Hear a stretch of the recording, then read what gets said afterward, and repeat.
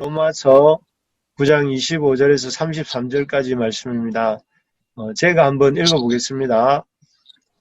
호세아의 글에도 이르기를 내가 내 백성 아닌 자를 내 백성이라 사랑하지 아니하는 자를 사랑한 자라 부르리라. 너희는 내 백성이 아니라 한 그곳에서 그들이 살아 계신 하나님의 아들이라 일컬음을 받으리라 한과 같으니라. 또 이사야가 이스라엘에 관하여 외치되 이스라엘 자손들의 수가 비록 바다의 모래 같을지라도 남은 자만 구원을 얻으리니 주께서 땅 위에서 그 말씀을 이루고 속히 시행하리라 하셨느니라. 또한 이사야가 미리 말한 바 만일 만군의 주께서 우리에게 실을 남겨두지 아니하셨더라면 우리가 소돔과 같이 되고 고모라와 같이 같았으리로다 한과 같으니라. 그런즉 우리가 무슨 말을 하리요? 의를 따르지 아니한 이방인들이 의를 얻었으니 곧 믿음에서 난 의요. 의의 법을 따라간 이스라엘은 율법에 이르지 못하였으니 어찌 그러하냐? 이는 그들이 믿음을 의지하지 않고 행위를 의지함이라. 부딪힐 돌에 부딪혔느니라. 기록된 바 보라 내가 걸림돌과 거치는 바위를 시온에 두노니 그를 믿는 자는 부끄러움을 당하지 아니하리라 한과 같으니라. 아멘. 아멘. 예, 우리 오늘 말씀 제목을 같이 한번 읽어보시겠습니다. 시작. 은혜로운 부르심, 믿음을 의지한 의. 예, 한 번 더 읽어볼까요? 시작. 은혜로운 부르심, 믿음을 의지한 의. 예, 이 제목 속에 오늘 본문의 내용이 잘 암시되어 있는 것 같습니다. 오늘 말씀은 이방인을 향한 은혜로운 하나님의 부르심과 또 이방인들의 하나님을 의지한 믿음의 의에 대한 말씀입니다. 어제 우리 말씀 기억나시겠지요? 어제 아침에는 우리 하나님의 주권과 그 선택의 하나님의 주권적 선택의 세 가지 특징에 대해서 이렇게 우리가 나누었습니다. 하나님의 주권적으로 선택하시는 하나님의 그런 주권적인 선택의 특징이 무엇인가 하는 것들을 우리가 살펴보았는데요. 첫째는 그런 거였습니다. 하나님이 주권적 선택에 앞서서 우리가 알아야 될 것이 우리 모든 인간은 선택이 아니라 심판받아 마땅한 존재다 하는 것이었습니다. 마치 오염된 나무의 땅에서 심긴 사과나무에서 자라나는 사과 열매는 어떤 열매가 맺히겠습니까? 오염된 땅에서 자란 사과나무에서는 오염된 열매가 맺히는 것처럼 아담 이후 인류는 이렇게 타고난 그 죄로 인한 타고난 부패와 타락한 본성에서 나오는 죄로 말미암아 죄인입니다. 그래서 어떤 하나님을 무시하고 하나님을 인정하기 싫어하는 원죄와 또 이렇게 그 원죄로부터 이렇게 맺혀지는 수많은 자범죄, 살인이나 간음이나 도둑질이나 탐심이나 또 거짓 증거 같은 이런 행동으로 나타나는 죄들로 말미암아 이런 원죄와 어떤 실행죄들로 말미암아 선택은커녕 하나님이 선택하시는 것은커녕 심판받을 수밖에 없는 죄인이라는 사실입니다. 이게 중요합니다. 우리의 영적 주소가 어디인가? 우리의 영적 주소는 하나님의 어떤 선택을 받고 구원을 받을 만한 존재가 아니라 우리가 하나님의 심판을 받아 마땅한 그런 죄인이다 하는 것이 이 하나님의 주권적 선택을 우리가 생각하기 전에 알아야 될 사실이라는 것입니다. 두 번째로 어제 말씀드린 게 하나님의 이 주권적 선택의 특징은 하나님이 선택할 주권을 갖고 계신 하나님이시다 하는 것입니다.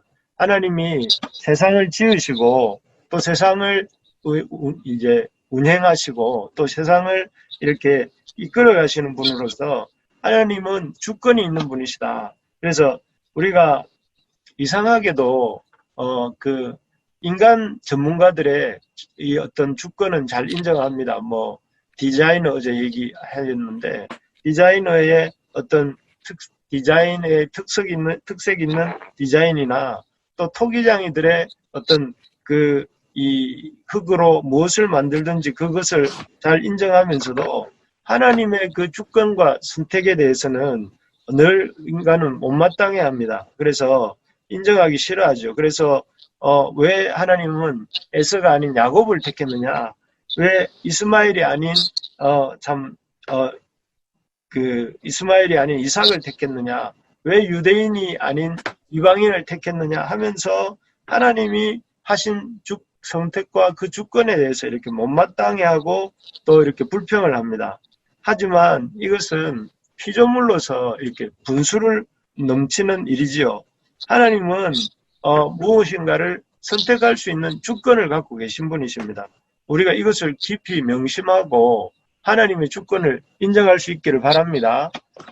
아멘. 하나님은 창조주세요. 그리고 하나님은 창조주 우리의 주인으로서 우리 이 피조물된 우리의 인생을 향해서 선택할 수 있는 주권을 갖고 계신 분인데 우리가 그런 하나님의 주권을 잘 인정하는 것이 그 인생의 지혜입니다. 그래서 그것이 하나님께는 주권이 있다 하는 것이 이게 어제 말씀의 두 번째 특징이었습니다. 세 번째로 하나님의 주권적 선택의 특징을 얘기하면서 우리 하나님께서 그런 주권과 선택의 주권을 가지시고 죄인인 우리를 죄인인 나를 택해 주셨다 하는 것입니다.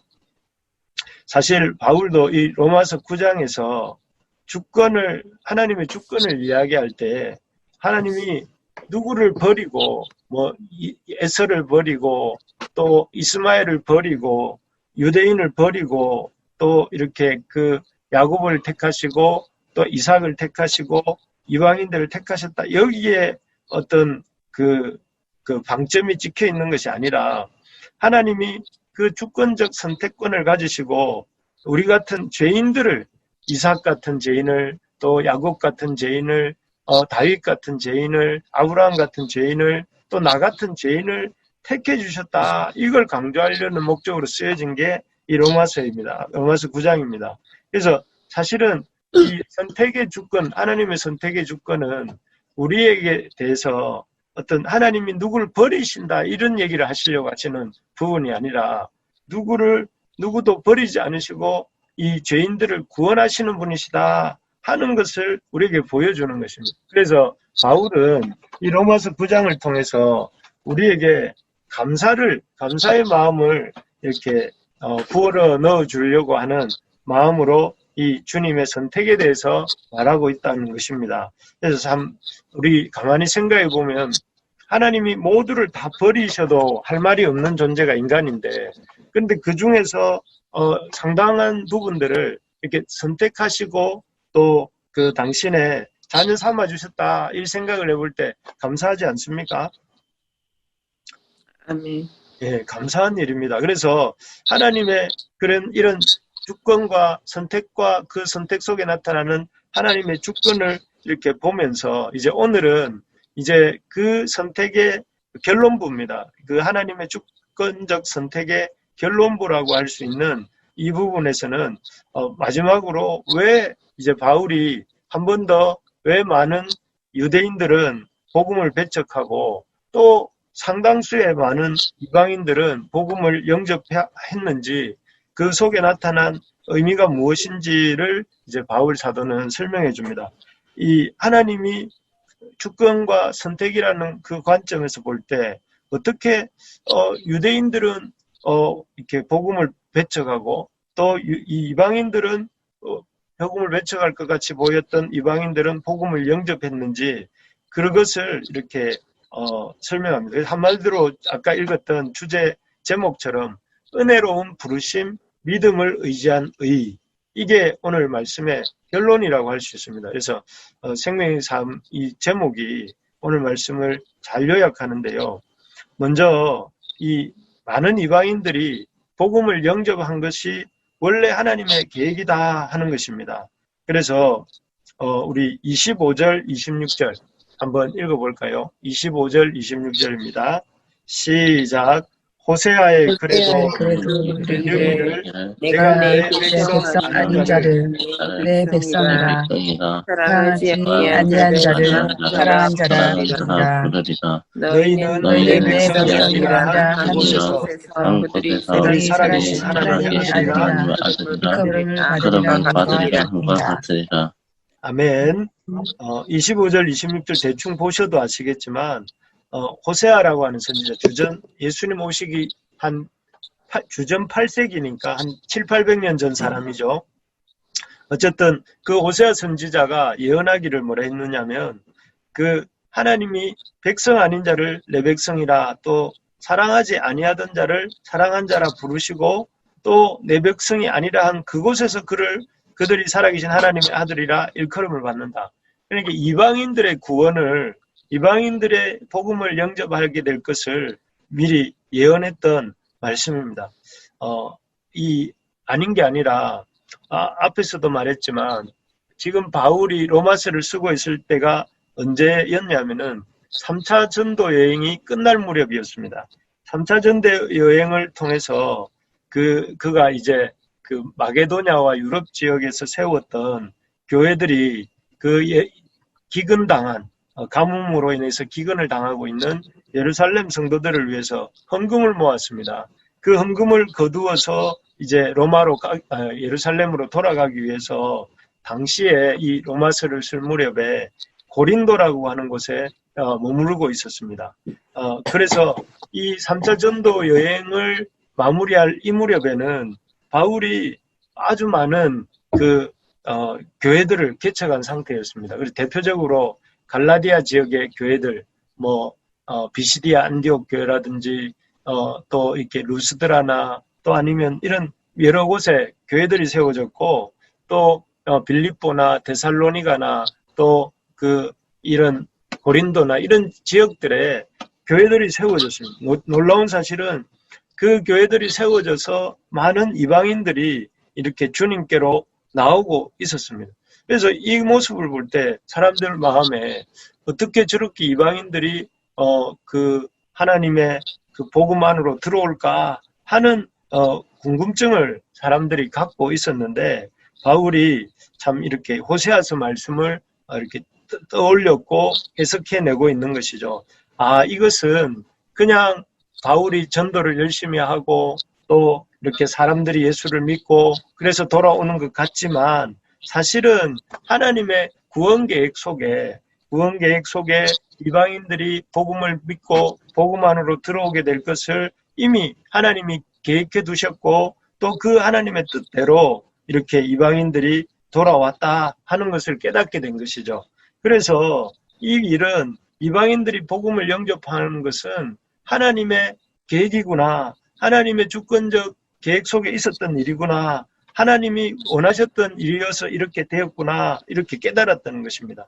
하나님은 사실 이 이방인들도 구원 얻기를 누구보다 간절히 원하시는 분이세요. 우리는 생각할 때 교회 안에 있는 우리들은 구원 얻는 게 당연하지만 교회 밖에 있는 사람은 안 믿는 게 당연하다 이렇게 생각할 때가 우리도 모르게 있는데 하나님은 어떠시냐면은 유대인만 구원받기 원하시는 것이 아니라 이방인도 구원 얻기를 원하시는 것처럼 지금 교회 안에 있는 자들뿐만 아니라 교회 밖에 있는 자들도 구원 얻기를 원하세요. 그래서 아브라함을 하나님 부르셨을 때 뭐라고 부르시냐면 창세기 12장 3절에 보면 이렇게 말씀을 하십니다. 땅의 모든 족속이 너로 말미암아 복을 얻을 것이라 하신지라 이렇게 말씀하셨어요. 한 번 더 읽어드릴게요. 땅의 모든 족속이 너로 말미암아 복을 얻을 것이라. 이 아브라함을 부르시면서 아브라함에게만 복을 주시는 게 아니라 아브라함을 통해서 땅의 모든 족속이 복을 얻을 것이다. 이렇게 말씀하셨다는 거예요. 하나님은 아브라함을 통해서 아브라함과 그의 후손만 복을 받는 것이 아니라 모든 열방이, 모든 족속이 이렇게 구원 얻기를 원하셨던 것이죠. 우리가 참 이 하나님의 이방인을 향한 그런 구원 계획, 하나님이 이 하나님의 복음 밖에 있는 그런 하나님 피조물의 구원받기를 원하는 그런 것에 대해서 간절한 마음이 있다는 사실을 우리가 마음에 새길 수 있기를 바랍니다. 그래서 그 하나님이 말씀하시고 약속하신 것처럼 그 우리가 우리의 어떤 우리가 믿지 않는 사람들 또는 우리 생각에 복음 밖에 있다고 생각하는 사람들을 품고 또 그들을 향해서 이렇게 복음을 흘려보내는 저와 여러분들 될 수 있기를 소망합니다. 아멘. 그래서 우리가 아침마다 또 안 믿는 가족들을 위해서 또 우리가 전도하려고 하는 그런 사람들을 위해서 또 교회를 통한 복음 전파를 위해서 기도하고 또 삶의 현장 속에서도 사람들을 만날 때에 이 복음이 필요한 사람들에게 다가가려고 애쓰는 것을 하나님 기뻐하세요. 기뻐하시고 그렇게 기도하는 것과 그렇게 이 전도하려고 애쓰는 것들을 하나님 축복하시고 그렇게 하나님 뜻대로 순종하려고 하는 사람들의 삶과 또 그 사람들의 직장과 그들의 어떤 일터를 축복해 주시는 분이 우리 하나님이신 줄 믿습니다. 그래서 우리가 힘써서 복음을 전하는 그런 복된 인생이 다 되기를 소망합니다. 그래서 우리 진 집사님 가정도 우리 한상희 집사님도 또 우리 박재훈 집사님도 또 이 목소리를 듣고 있는 우리 부르심의 가족들도 이렇게 열심히 애써서 하나님의 이 참 복음을 모르는 이웃들에게 힘써서 복음을 전하는 그래서 우리 교회도 복음을 전하고 또 복음을 가르치는 그런 성도들로 가득한 그런 교회가 되기를 주님의 이름으로 축복합니다. 큰 두 번째로 보면 이 하나님의 주권적 선택이라는 관점에서 볼 때 왜 많은 유대인들은 복음을 배척하고 또 많은 이방인들은 복음을 영접하는지에 대해서 이렇게 생각해 볼 때 첫 번째 왜 많은 이방인들이 이 복음을 영접하였는가 하나님의 주권적 계획이었다 이렇게 말씀했다면 두 번째로 그러면 왜 많은 유대인들은 복음을 배척하는가 그 이유에 대해서 바울은 이렇게 말합니다. 27절을 한번 같이 읽어보겠습니다. 27절 시작. 또 이사야가 이스라엘에 관하여 외치되 이스라엘 자손들의 수가 비록 바다의 모래 같을지라도 남은 자만 구원을 받으리니. 예, 여기서 중요한 단어가 남은 자만 구원을 받는다 하는 말씀입니다.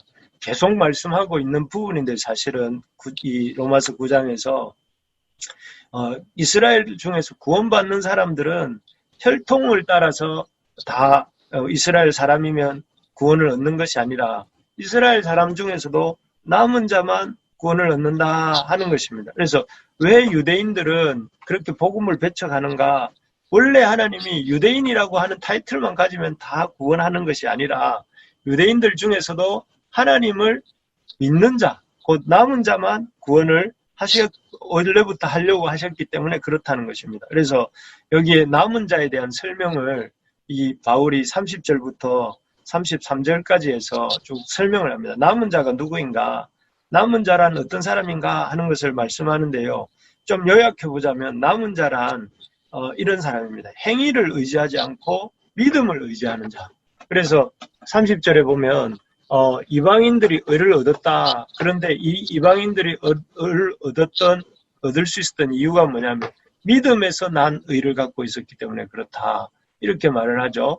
그리고 이 유대인들이 그런 의를 이루지 못한 것은 32절에 보면 믿음을 의지하지 않고 행위를 의지함이라 이렇게 되어 있습니다. 그래서 남은 자는 어떤 사람이냐? 자기 행위를 의지하지 않고 믿음을 의지하는 자. 그러니까 믿음을 의지한다는 것은 하나님이 하신 일을 의지하는 것이죠. 하나님을 의지하는 것이죠. 어떤 자기 행위를 의지하지 않고 하나님을 의지하는 자. 그리고 유대인들이 실패한 이유는 율법에서 난 의가 아닌 그 믿음에서 난 의가 아닌 율법에서 난 의를 의지했기 때문이라는 것. 그래서 여기서 한마디로 말하면 남은 자는 어떤 신약 시대의 관점에서 볼 때는 예수님이 그리스도이심을 믿는 자가 남은 자예요. 그래서 예수 그리스도를 통해서 하나님이 이루신 일을 믿는 자, 예수 그리스도를 통해서 우리의 구원을 주신다 하는 것을 믿는 자, 그리고 예수님을 그리스도로 보내신 하나님을 믿는 사람. 그래서 한마디로 말하면 믿음으로 사는 자가 남은 자인 것이죠. 그런 면에서 우리가 여기 우리 이 새벽 기도에 같이 참여하고 있는 우리 동역자들과 또 우리 부르심의 교회 식구들이 다 믿음으로 남은 자인 줄 믿습니다. 아멘.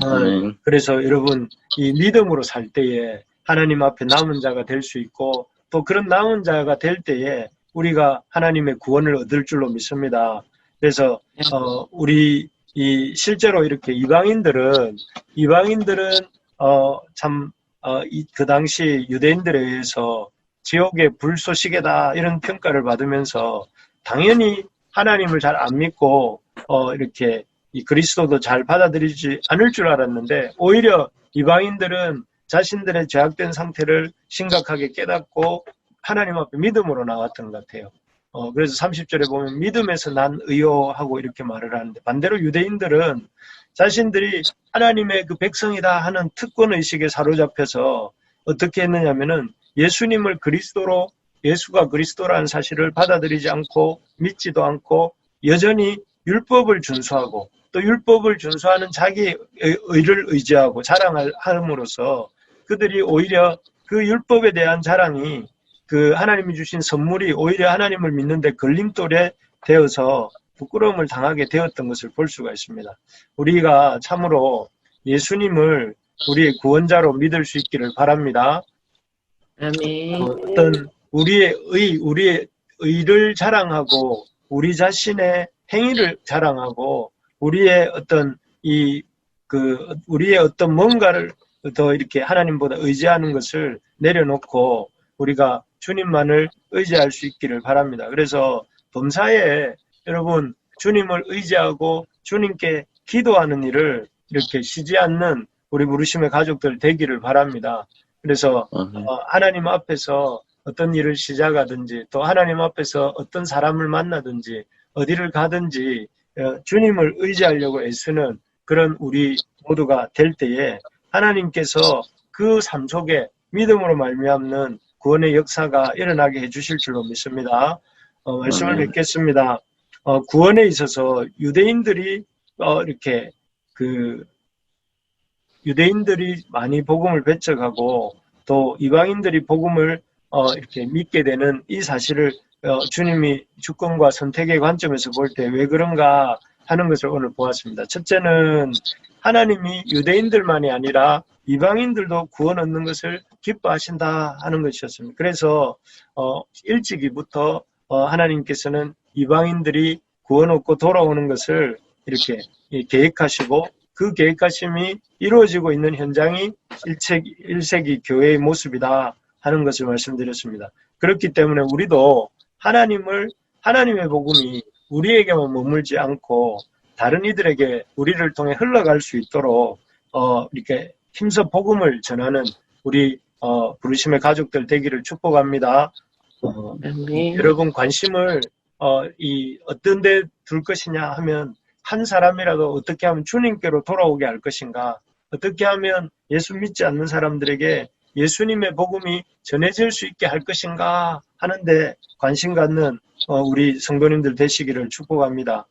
그리고 두 번째로 이 구원받은 자는 자기 행위가 아니라 예수님을 구원자로 믿는 그 믿음으로 어렵다함을 받는다 하는 것입니다. 그래서 우리가 행위를 자랑하지 말고 하나님을 믿는 믿음을 자랑하는 우리가 될 수 있어야 되겠습니다. 그래서 하나님이 하십니다. 하나님이 우리의 구원을 이루십니다. 하나님이 보내신 예수 그리스도를 믿는 것만이 나의 유일한 의입니다. 라고 고백하고 겸손하게 행하는 우리가 되기를 소망합니다. 예수 믿는 것이 어떤 특권도 아니고 예수 믿는 것이 어떤 우리가 다른 사람을 무시할 만한 그런 이유도 되지 않습니다. 우리가 겸손하게 예수님을 자랑하고 우리 자신을 내려놓는 우리 모든 부르심의 가족들 될 수 있기를 소망합니다.